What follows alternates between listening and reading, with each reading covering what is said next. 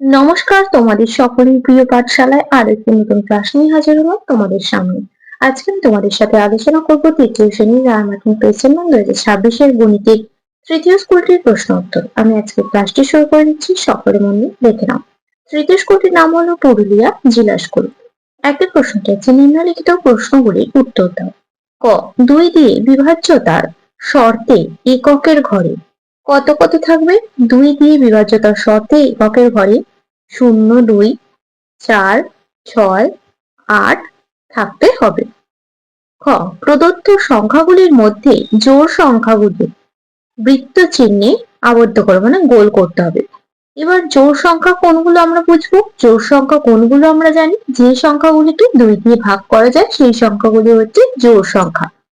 এই সংখ্যাগুলির মধ্যে কোন কোন সংখ্যাগুলিকে 2 দিয়ে ভাগ করা যায় সেটা আমাদের দেখতে হবে।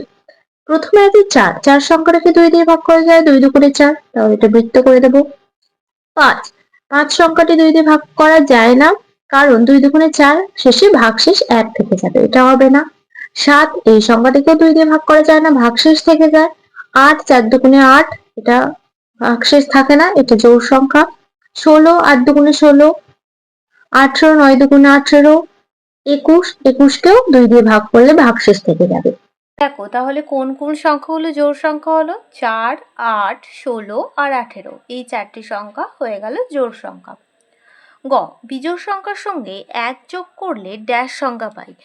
ধরো আমরা একটা বিজোড় সংখ্যা ধরে নিলাম, বিজোড় সংখ্যা ধরলাম 7, 7-এর সাথে 1 যোগ করলে কত পাবো? 8, তাহলে 8 সংখ্যাটা জোড় সংখ্যা। বিজোড় সংখ্যার সঙ্গে 1 যোগ করলে জোড় সংখ্যা পাই, তাহলে আমরা এখানটা লিখে দেবো জোড়। ঘরের প্রশ্নটি বলেছে, কোন সংখ্যা 3 দিয়ে বিভাজ্য হলে সংখ্যার অঙ্কগুলি ড্যাশ ড্যাশ দিয়ে বিভাজ্য হয়। কোন সংখ্যা 3 দিয়ে বিভাজ্য হলে সংখ্যার অঙ্কগুলি সমষ্টি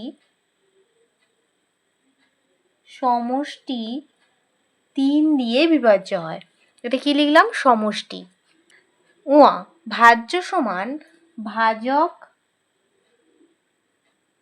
গুণিতক ভাগফল যোগ ভাগশেষ। ভাজ্য সমান ভাজক গুণিতক ভাগফল যোগ ভাগশেষ। চ, 250 পয়সা সমান ড্যাশ টাকা ড্যাশ পয়সা। আমরা কি জানি? 1 টাকা সমান হয় 100 পয়সা। তাহলে এখানে 250 বলেছে, তাহলে 200 যোগ 50, তাহলে 200 মানে কি 2 টাকা আর 50 পয়সা। ছ, 18 টাকা 30 পয়সা সমান ড্যাশ পয়সা। 1 টাকা সমান 100 পয়সা, তাহলে 18 গুণ 100 যোগ 30, তাহলে 18 সাথে 100 গুণ করলে কত হবে? 1800 যোগ 30 সমান 1830 পয়সা।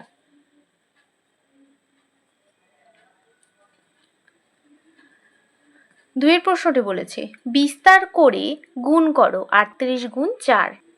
বিস্তার করে গুণ করতে বলেছে 38 গুণ 4।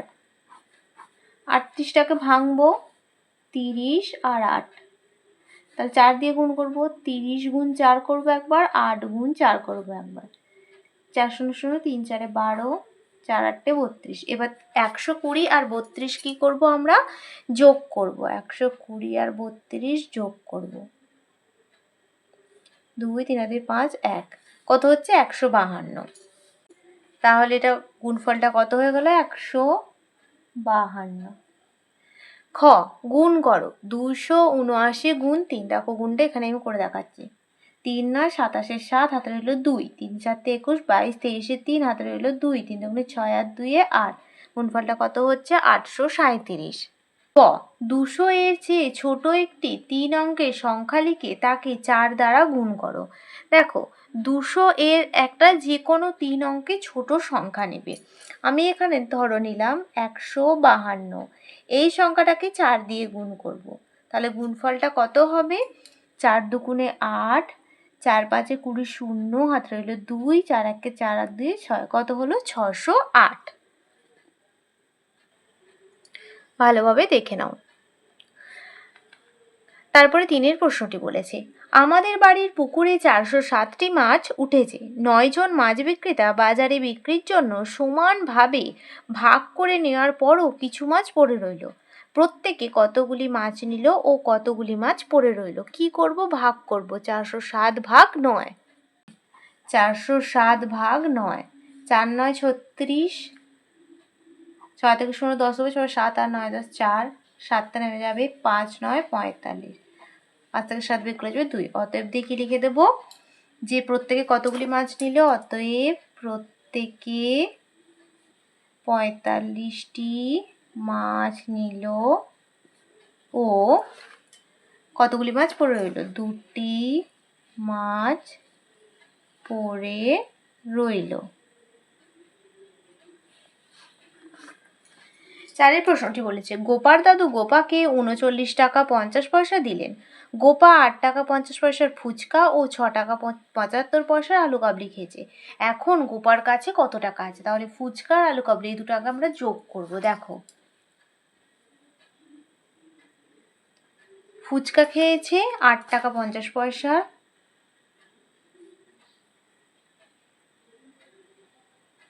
আলু কাবলি খেয়েছে 6 টাকা 75 পয়সা। আমরা যোগ করব 5, 7 আর 5 12, 8 9 10 11 12 13 14। তাহলে 125 টাকা আমরা ভাঙবো। 100 যোগ 25 পয়সা, তাহলে 100 পয়সাটা আমাদের টাকার ঘরে 1 যোগ হয়ে যাবে। তা কত হয়ে যাবে? 15 টাকা 25 পয়সা। এবার দেখো, গোপা দাদু তো গোপাকে 49 টাকা 50 পয়সা দিয়েছে। তাহলে 49 টাকা 50 পয়সা থেকে 15 টাকা 25 পয়সা বিয়োগ করে দেবো। 5 হাতে রইল 1, 2 3, এবার 4 5, তারপরে 6 7 8 9, তাহলে কত হচ্ছে? 34 টাকা 25 পয়সা। তাহলে অতএব দিয়ে কি লিখে দেবো? এখন গোপার কাছে কত টাকা আছে? অতএব এখন গোপার কাছে 34 টাকা 25 পয়সা আছে। 5 প্রশ্নটি বলেছে, মাঠে 37 বস্তা ধান ছিল। 7টি গাড়িতে সমান সংখ্যক বস্তা তোলা হলো। প্রতি গাড়িতে কটি বস্তা তোলা হলো? কটি বস্তা ধান রয়ে গেল? কি করব? ভাগ করব।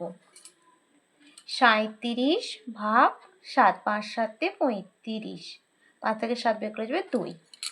তাহলে প্রতি গাড়িতে কটি বস্তা তোলা হলো? অতএব প্রতি গাড়িতে 5টি বস্তা তোলা হলো। কটি বস্তা ধান রয়ে গেল? 2টি বস্তা ধান রয়ে গেল। তাহলে স্টুডেন্টস, আজকের ক্লাসটি আমি এখানে শেষ করছি। খুব তাড়াতাড়ি আরেকটি নতুন ক্লাস নিয়ে হাজির হব তোমাদের সামনে। যদি তোমাদের আজকের ক্লাসটি ভালো লেগে থাকে তাহলে অবশ্যই লাইক, কমেন্ট, সাবস্ক্রাইব এবং শেয়ার করতে ভুলবে না। সকলে সুস্থ থাকবে, স্বাভাবিক থাকবে। সকলকে অসংখ্য ধন্যবাদ জানাই।